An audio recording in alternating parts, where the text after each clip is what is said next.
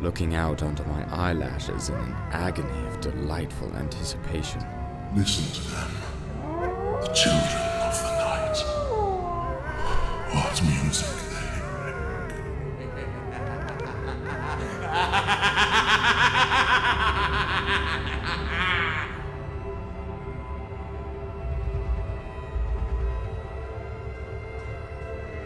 From the D&E Studios, welcome to the sexiest show on the internet, the Dracula Podcast. I am your host, Lawrence Burgess, or LB for short. Thank you to Adam Stover, Rob, and Martha of Southgate Media, and most of all you, ladies and gentlemen, for listening. We aim to bring you thoughtful, stimulating media, discussion, and conversation, reviewing the films, books, plays, giving you criticism and analysis, the best to inform your purchasing decisions, interesting guests, and the needs of our communities. If you wish to get in contact with us, it couldn't be easier. Facebook and Twitter, Dracula Audio, no spaces, or at the Dracula inbox at audio.dracula@gmail.com. We'll do our best to respond to queries by direct response or on our show. We're brought to you by the Foxborough in Charleston, West Virginia. If you have a post-production need, contact them. The Foxborough, 1007 Bigley Avenue, Suite 319, Charleston, West Virginia, 25302. Folks, welcome. I appreciate you listening and joining in. The archives are up and live at southgatemediagroup.com. Been an interesting few days for me. Very busy and very trying. Friend of mine, Scott Spencer, he owns Tops Off Barbershop in downtown Charleston, West Virginia. I went there to get my haircut today. One, it was the best haircut I've ever received, but two, the place is really interesting. It's a little bit rock and roll, it's a little bit burlesque, very comfortable. A little bit oldies, a little bit smooth, a little bit jazz. It's an experience. There's a pool table there. There's music, there's Netflix, and there's free beer. It's amazing. So if you need your fro clipped, stop by Tops Off Barbershop and tell them the Dracula Podcast and Lawrence Burgess sent you. My friend Scott Spencer and his wonderful wife Kelly Dunlap will take care of you pronto. This is a wonderful place, and that's something that I normally don't talk about all that often, but it's wonderful. Best cut I've ever had. Easy. I've talked a lot lately about the lack of talent and originality, specifically around the Charleston, West Virginia area. I am extremely fortunate, though, as I went to school with some extremely talented folks. One of those folks, his name is Holly Siders. She's CEO and head in charge of Screaming Butterfly Entertainment. She's been releasing a series of music videos, and they've been getting a lot of buzz, but when I actually analyze the frame, there's so much going on there. It's dark, it's twisted, and it's interesting. You know how hard it is to make music videos interesting? It is a very difficult job to do, so to Holly Siders and Screaming Butterfly Entertainment, hats off to you. You guys deserve it. Continue to tear it up. It's wonderful to see talented, unique things coming from people that I know. She's a kind person and nothing but the best to Screaming Butterfly. And if you see those videos out on the internet, you will not be disappointed. And if you have a chance to vote for them, I encourage you to do so. They're wonderful people and they work hard, just like Sheridan Cleland and his crew from Gen 11 Studios and on Transients, as we've discussed. Before we get into Casting Dread, and if you've watched the episode of Penny Dreadful this week, wow. That you know exactly how solid it is, so I won't be spoiling it too much for you by saying it is the best episode yet of Penny Dreadful. I was with a group of people this weekend. They started to have this long conversation, and I tuned out because my interest was going some other places. I really didn't pay attention of what the conversation entailed until I started to listen to them talk about high school athletics. They began to talk about how good this team is and how bad this team is. Then they started to express their emotional feelings towards one high school or another high school. Is it just me? Or does that sound strange? Why are a group of seemingly intelligent 21-plus-year-old males discussing high school athletics? It doesn't make any sense to me. And this happens a lot, especially in the South, and I don't understand it. I don't understand the obsession about high school athletics. Look, I graduated from South Charleston High School. My favorite sport is football. My favorite color is orange. They are orange. South Charleston High School has been very successful in football, going so far as to even go to the state championships. But did I show up to those games? No. Why? Because I have a life. I know this might seem offensive, but why are you, Mr. and Mrs. 21-year-old plus, why are you still going to high school games? Are there friends there? Do your kids play? What is it? And then I thought, well, it must be something innocent. They know a lot of people on those teams, but then they started to talk about statistics. Is it just me? Or is it really creepy, the obsession with high school athletics? Think about recruiting. I'm a Miami Hurricane fan, and there's a lot of obsession over high school football and athletics, because seemingly the untested high school players are going to make the suck, which is known as the Miami Hurricane football team, to change. These folks talk about these high school athletes. They talk about these high school athletes like they know them. They friend them on Twitter. They ask them questions. They'll go to games. It's creepy. I don't know if these folks have white vans or if they just don't get it. They don't have the withedness to understand that that's really creepy. I know that some of you are living in the good old days and reliving the glory of high school athletics, and that's great. But honestly, I would rather have diarrhea than go to a high school athletics competition. Why? Because at least something interesting is happening. Get to hear fart noises, and I've gone too far off the deep end. But in any case, if you love high school athletics, that's great. But please, save that stuff for yourself. I don't care about high school athletics. Nothing is more boring. If you have a kid there, that's different. If your relative is playing high school football, that's different. But if you're telling me that, well, Mr. Man, he ran for over 1,000 yards last year, I'd like to put his foot in his rear end because he could have ran for 1,200, that's ridiculous. That is ridiculous. And please, if you have a desire to talk about high school recruiting and high school sports, I suggest you go to counseling because it's very creepy. And I know I'm going to offend some people, but tough. It's strange. It's weird. If I had a kid and he was being talked up or down to by some guy who may or may not be recruiting, I would call the authorities. If you think this might be you, stop it. It's creepy and it's weird. Just a reminder before we continue on into Casting Dread, the third of our 8-part history into the Universal Monsters franchise continues this episode with John Johnson. We'll be cracking the 1932 version of The Mummy, The Invisible Man, and The Black Cat. 2 of those films are among my favorites, so be sure to stay tuned, and that's coming up for you right after Casting Dread. Alright folks, here it is. This is our subcast, entitled Casting Dread, The Penny Dreadful Show. The 6th episode of the 2nd season of Penny Dreadful is entitled Glorious Horrors. It was written by John Logan and directed by James Hawes. This is the best episode of Penny Dreadful yet. Never have the witches been more powerful than at the beginning of this episode. Sir Malcolm is apathetic to the death of his wife. He's entirely under Evelyn's spell.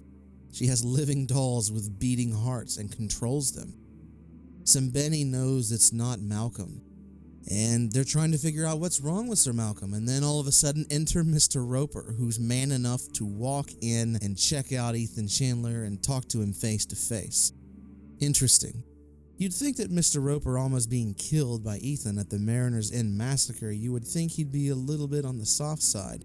No. He comes in, still on the mission, wants Ethan back, and if he doesn't come out, he threatens to scalp all of Ethan's friends. Wow.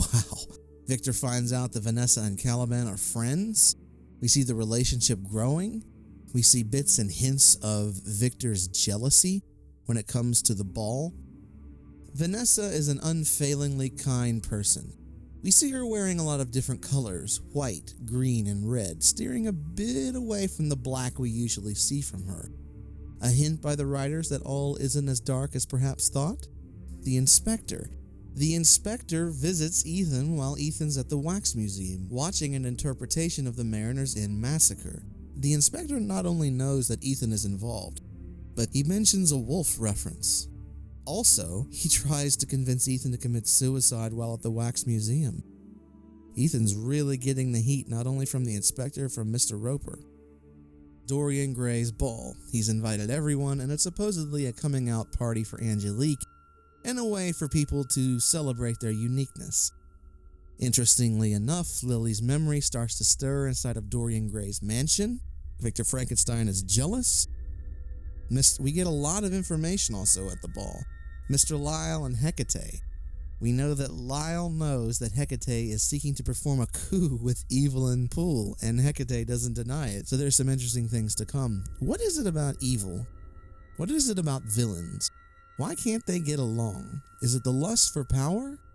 And of course, the most moving scene was at the end of the ball itself, while Vanessa faints after visions of blood rain inside the ball. Also, Sembeni is asked to lock up Ethan Chandler, and he sees the werewolf at last.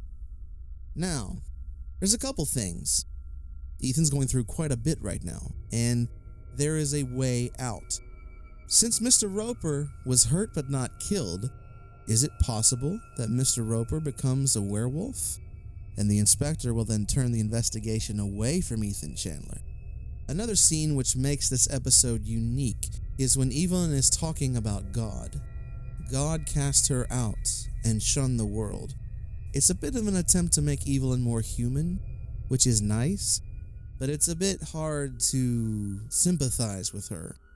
There's a novel called The Dracula Tape by Fred Saberhagen where Dracula tries to rationalize his actions.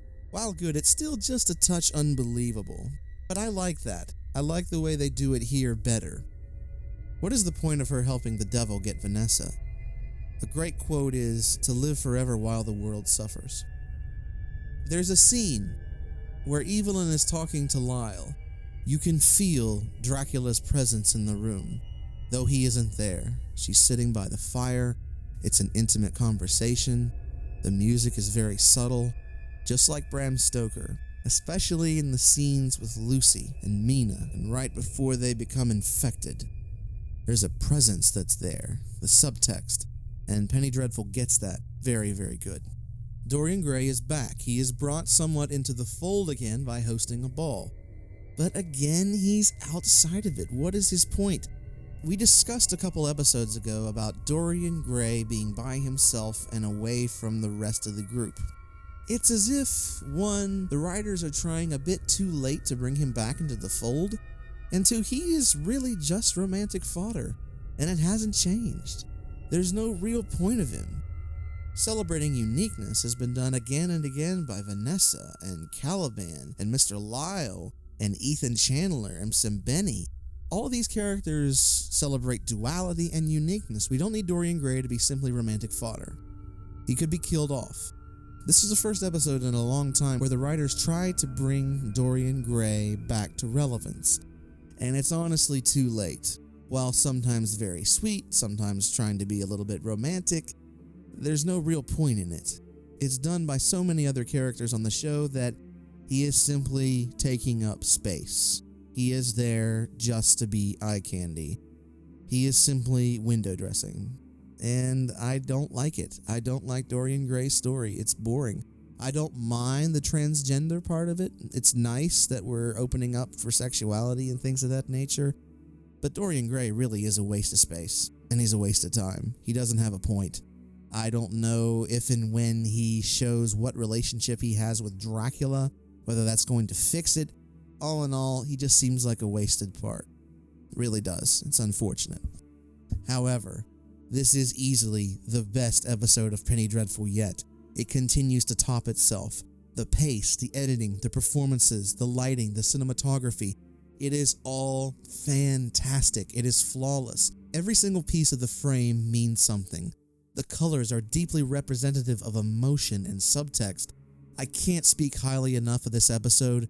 If you want to watch great television, if you want to watch great moving pictures, Glorious Horrors is the way to go. No show is perfect, but this, along with the show Hannibal, is as close to perfect as you'll get for television.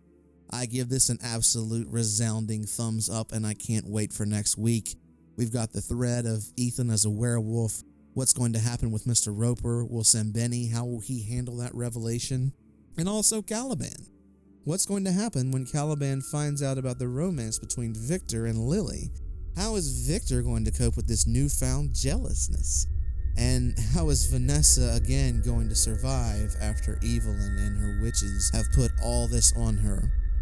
I can't wait to find out, and don't forget that the next episode of Penny Dreadful is this coming Sunday, 10 p.m. on Showtime. No excuse. The episode is entitled Little Scorpion. From what we see in clips and trailers and pictures, it's going to be a bit of a departure in terms of location, and I'm looking forward to see what they do in a more natural setting. It's been explored before, part of Vanessa's origins. Can't wait. 10 p.m. Showtime. Next episode of Penny Dreadful. Don't miss it.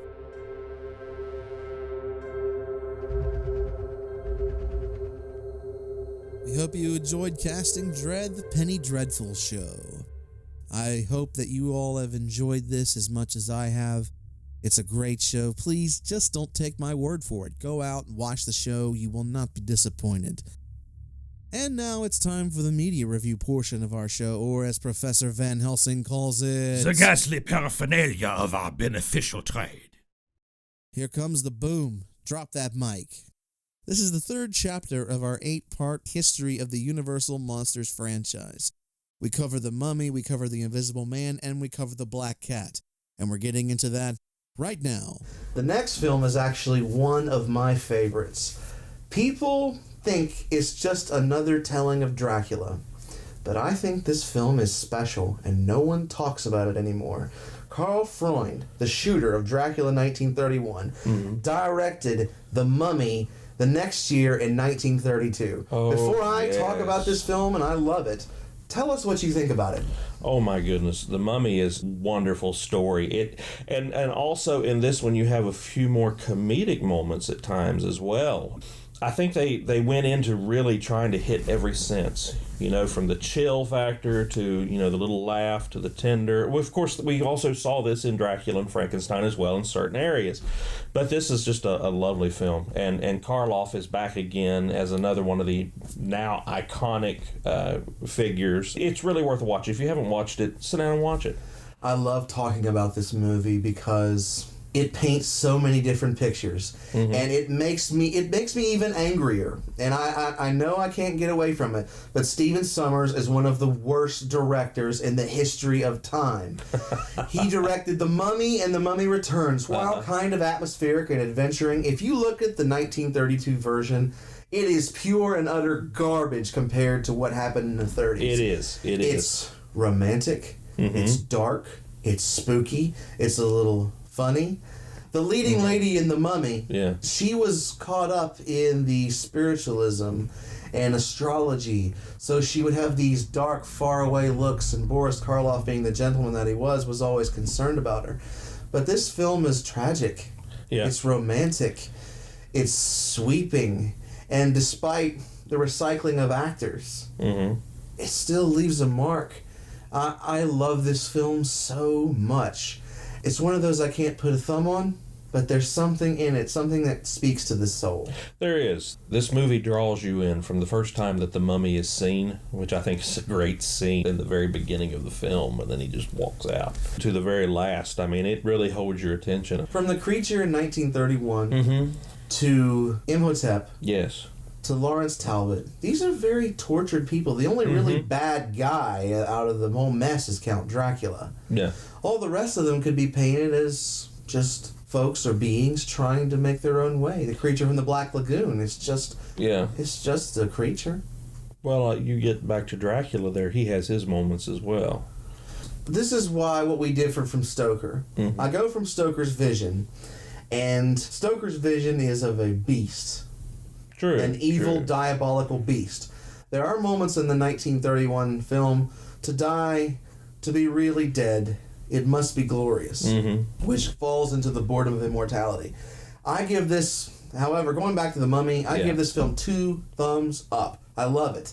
And if you can consume it, get, like we said before, get the Universal Essential Monsters Collection on Blu-ray, where they got them in a pack. Don't buy anything else. If you want to grab these great films, and The Mummy it's very, very high on my list, grab that film. Yeah, I approve. Wholeheartedly. Now, if you thought I liked that film, another film that I liked even more was the next year after that, in 1933, once again directed by James Whale, The Invisible Man. Oh, yes. Talk about it. The Invisible Man, Claude Rains. I mean, you can't go wrong with this one. His performance as the Invisible Man was just great. And the effects at the time, I mean, this really astounded the 1930s audience. And it's funny. It is. And this one, we do have a Carradine quote. He was in this film, and what was his famous quote? I've just seen the Invisible Man. It's so funny. Yeah. This film is so funny. Even the deaths are painted with some dark, morbid sense of humor. Almost, James Whale is sort of pushing his way through, and I can get away with this, and Bride of Frankenstein, he did it a little more, too. Yeah. But I enjoy this so much. I even enjoy it more than The Mummy because it's funny. Because it doesn't take itself so seriously.